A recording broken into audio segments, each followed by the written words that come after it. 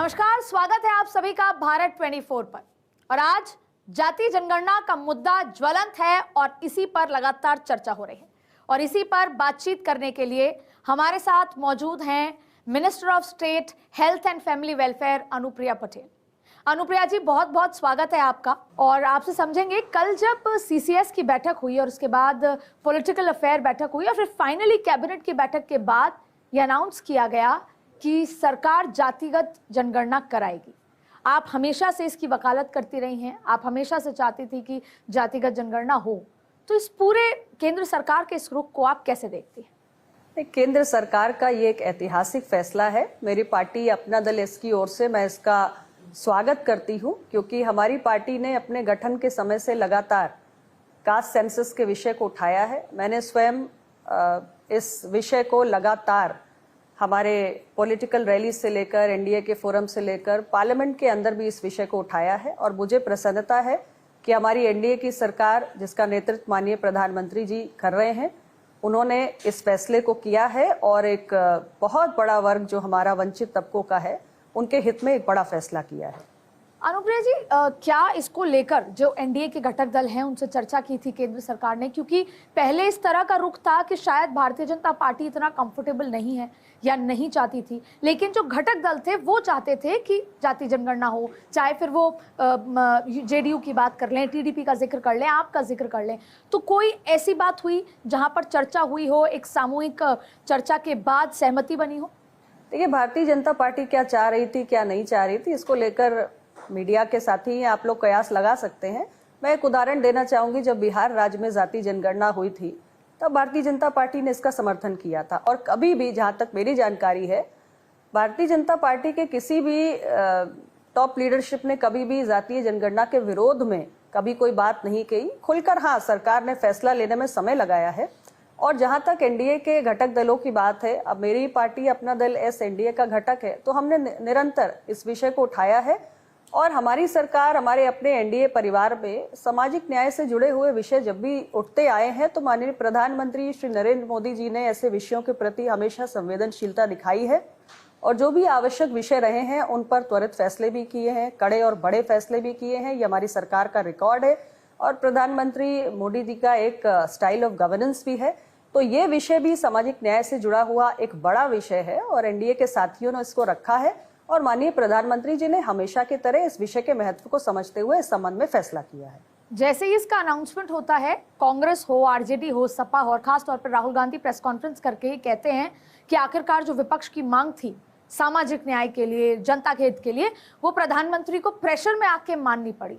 और अब आरजेडी भी यही बात कह रही है, सपा भी यही बात कह रही है। तो ऐसे में आपको लगता है कि मैसेज ये जाने की कोशिश है कि विपक्ष के दबाव में सरकार को ये सब कुछ फैसले लेने पड़े? देखिए, उनकी इस दलील को जनता मानने को स्वीकार हो तब तो कोई बात है। भाई, कांग्रेस पार्टी ने लंबे समय तक देश पे शासन किया, यूपीए की सरकार रही। ये तमाम पार्टियां जिनके आप नाम ले रही है, आरजेडी हो, समाजवादी पार्टी हो, यूपीए के सहयोगी रहे, साथी रहे। किसी ने सरकार के अंदर रह के समर्थन किया, किसी ने बाहर से समर्थन किया। तब इनकी सरकार के अंदर ये फैसला क्यों नहीं हुआ कि कास्ट सेंसस देश में कराया जाए? तब ये क्यों अपनी सरकार, जिस सरकार में शामिल थे, जो लोग सरकार चला रहे थे, वो क्यों नहीं वंचितों के हक के साथ खड़े हुए और कास्ट सेंसस कराने का निर्णय किया? तो इस दलील में तो कोई बहुत दम है नहीं। और एनडीए परिवार के साथियों ने इस विषय को लगातार उठाया और प्रधानमंत्री जी ने इस संबंध में फैसला किया। देखिए, जिसको करना होता है वो कर देता है, वो बातें नहीं करता। हमारी सरकार की कथनी और करनी में कोई अंतर नहीं है। हमें लगा ये विषय महत्वपूर्ण है, हमारी सरकार ने इस पर निर्णय कर दिया। जो लोग निर्णय नहीं कर पाए, आज वो कोई भी दलील दे, उसका कोई अर्थ नहीं है। अनुप्रिया जी, ये हम बात करते हैं सामाजिक न्याय की, दो तरीके से समझना चाहते हैं। पहला कि इसको इस तरह से देखा जा रहा है कि मास्टर स्ट्रोक है और बिहार के चुनाव में बहुत ज्यादा चमत्कारी होगा भाजपा के लिए, पूरे एनडीए के लिए।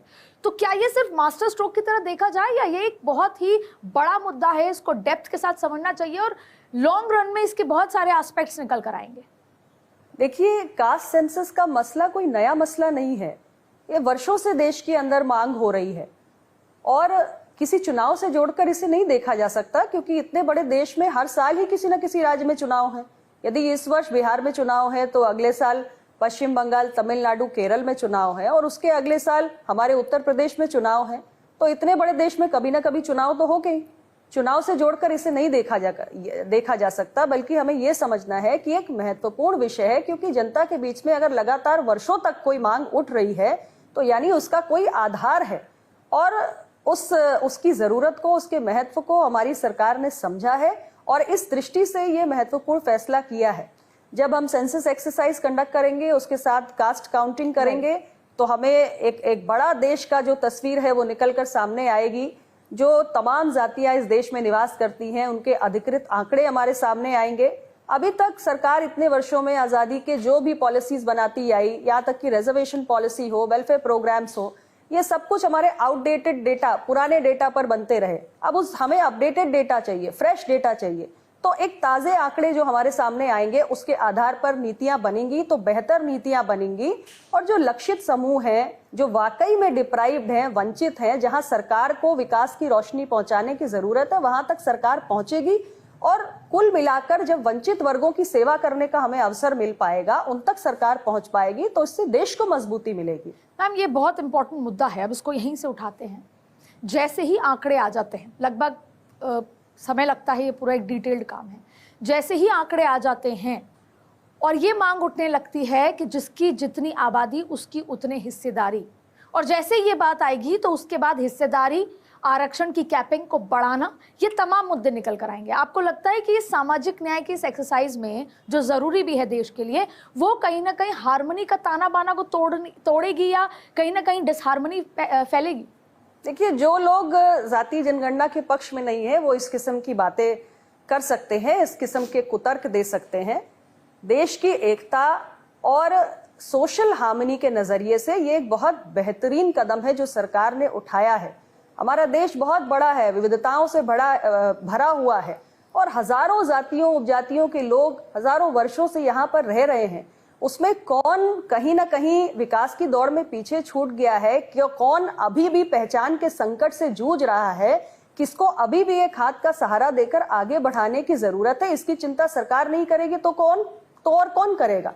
और हमारी सरकार ने वही कोशिश की है। जब देश में किसी कमजोर को सशक्त करने के लिए हम एक कदम आगे बढ़ाते हैं तो हम सोशल फैब्रिक को नुकसान नहीं पहुंचाते हैं, बल्कि देश की एकता के लिए ये एक बेहतरीन कदम होता है। हमारे पूरे शरीर में अगर कोई अंग बीमार पड़ जाए तो हम उसका इलाज करते हैं, हम ये नहीं कहते हैं कि इसको ऐसे ही छोड़ दो। तो उसी तरीके से जो लोग वंचित रह गए हैं, विकास से बहुत दूर हैं, जिन्हें पहचान का संकट है, आज उन्हें विशेष अटेंशन की जरूरत है और सरकार वो देना चाह रही है, और ये समाज की और राष्ट्र की बेहतरी के लिए है। मैम, इसी वंचित इस वाले मुद्दे पे ही अगर बात करें, फर्ज कीजिए क्योंकि देश की आबादी बड़ी है और आबादी बड़ी है, और जब जाति जनगणना होगी उसमें तमाम चीजें निकल कर आएंगी। हम ओबीसी का जिक्र करते हैं, 27% आरक्षण। ओबीसी में कम से कम 250 से ज्यादा सब जातियां भी हैं, जिसमें ज्यादातर, उसमें जैसे अभी सुप्रीम कोर्ट का भी सुझाव था कि जाति का आरक्षण की एक सुझाव दिया गया था। आपको लगता है कि जो वंचित हैं आर्थिक रूप से, सामाजिक रूप से, उनको देना चाहिए आरक्षण? क्या ऐसी कोई व्यवस्था बन सकती है जिसमें हम ये मांग करें, जैसे हमने कहा था सब्सिडी, सिलेंडर सब्सिडी छोड़ दी जाए, जो सशक्त हैं, जो पैसा दे सकते हैं, वो सब्सिडी छोड़ दें, तो वो पर जैसे यादवों का जिक्र कर लिया जाए। आज भी ओबीसी में यादव अब उस स्थिति में पहुंच गए हैं इतने सारे दशकों के बाद कि उनको शायद आरक्षण की जरूरत नहीं है, और बहुत सारी सब जातियां हैं जिनको जरूरत है। तो क्या ये मांग या ये व्यवस्था उठ सकती है कि जो आर्थिक रूप से संपन्न है, जो सामाजिक रूप से संपन्न है, वो आरक्षण छोड़ दें? देखिए, ये ऐसे मसले नहीं है जिनका किसी एक मीडिया चैनल पे बैठ के मैं कोई जवाब दे सकती हूँ। ये बड़े व्यापक विषय हैं। कास्ट सेंसस होने दीजिए, उसके बाद जो भी आगे मसले सामने आएंगे उस पर सरकार में बैठकर चिंतन होगा और हर मसले का समाधान निकाला जाएगा।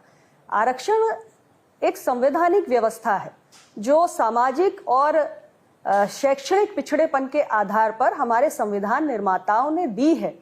हमें आरक्षण की समीक्षा करने का जो विषय है ये एक अलग विषय है, पूरी तरीके से अलग है। कास्ट काउंट का विषय बिल्कुल अलग है। फिलहाल हमें कास्ट काउंट पर ध्यान देना चाहिए, और सरकार ने किस उद्देश्य से जातियों की गिनती करने का फैसला किया है, उसके क्या लाभ हो सकते हैं, उस पर हमें ध्यान केंद्रित करने की जरूरत है और देश की जनता को उसके बारे में चर्चा करने का एक अवसर देना चाहिए। तो अनुप्रिया जी, आपको क्या लगता है कि कब तक, कितना समय लगता है, आपने जैसे समझा हो, कितना समय लगता है, क्या 2027 के अंत तक या उससे पहले 2027 की शुरुआत में, साल भर के समय में, कब तक ये पूरा एक्सरसाइज हो सकती है? बहुत जल्दी इसका भी खुलासा आपके सामने हो जाएगा। मैं इतना ही कह सकती हूँ कि कांग्रेस को तो 6 दशक लग गए, हमें 6 दशक नहीं लगेंगे।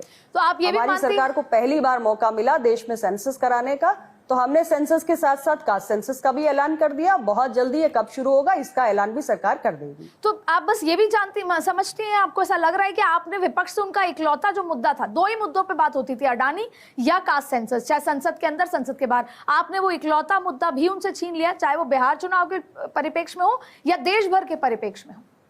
नहीं, विपक्ष के पास कोई मुद्दा है ही नहीं। विपक्ष मुद्दा विहीन है, इसीलिए जनता ने भी विपक्ष को अस्वीकार कर दिया है। ना कोई नीति है, ना कोई नियत है, ना कोई मुद्दा है। विपक्ष का ये मुद्दा कभी था ही नहीं। ये तो एनडीए के सदस्य स्वयं ही एनडीए परिवार के बीच में इस विषय को उठाते रहे हैं, उसकी चर्चा करते रहे हैं। और हमारी सरकार ने ये कोई पहला फैसला नहीं लिया है। सामाजिक न्याय से जुड़े हुए बहुत सारे फैसले हम पिछले 11 सालों में ले चुके हैं। ओबीसी कमीशन को कॉन्स्टिट्यूशनल स्टेटस देना ये सामाजिक न्याय से जुड़ा हुआ विषय है जी। या हमारे नीट के परीक्षा में पीजी एडमिशंस में ओबीसी कोटा को लागू करना, केंद्रीय विद्यालय में ओबीसी के बच्चों के आरक्षण को लागू करना, ऐसे तमाम विषय हैं जिसका हल मोदी जी की सरकार ने किया है।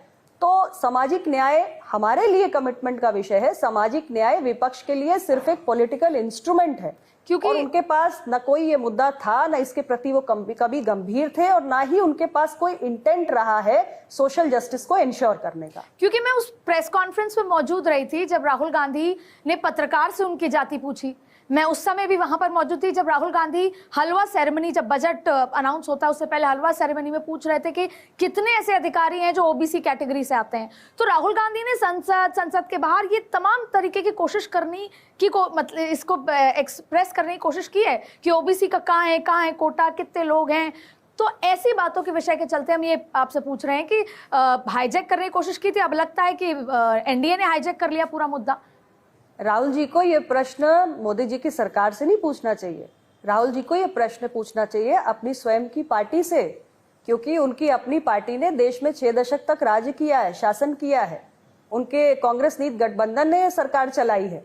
तो अगर हलवा सेरेमनी की फोटो में कोई SC ST OBC अफसर नहीं है तो क्यों नहीं है भाई? SC ST OBC को ओबीसी का आरक्षण लागू होने से किसने रोका?